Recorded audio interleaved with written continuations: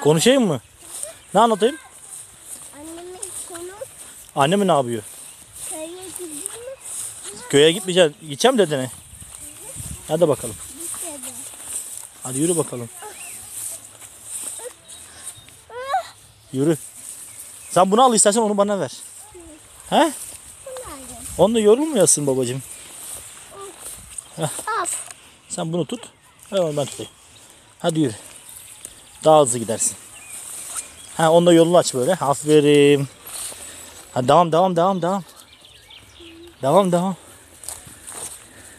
Önüne bak. Önüne bak. Hakan Bey'e salla. Bir daha salla. El salla. Bizi görsünler Buğra. El salla. El salla, bir daha salla. Görmediler bizi. Güldüler.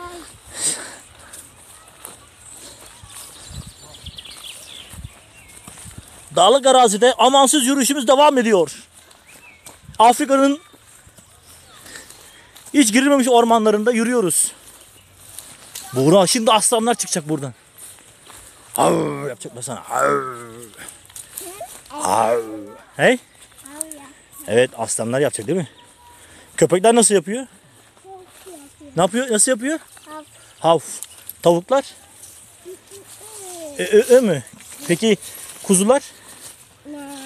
Aha. İnekler nasıl yapıyordu? Peki tavşanlar? Gel buradan. Buradan yürü. Kurbağalar nasıl yapıyordu? Vak. Geç.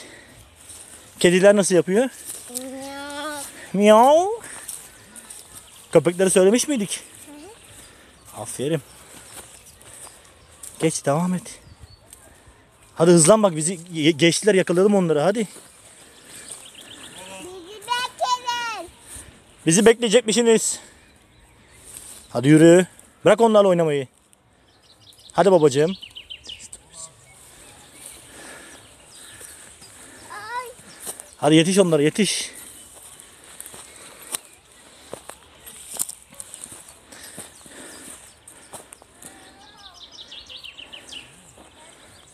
Buradan yürüsene, buradan yoldan.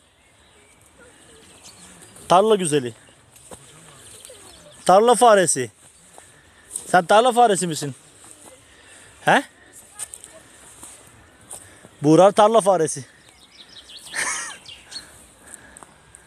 Bak ne güzel yürüyor. Sopayla destek ala. Annemin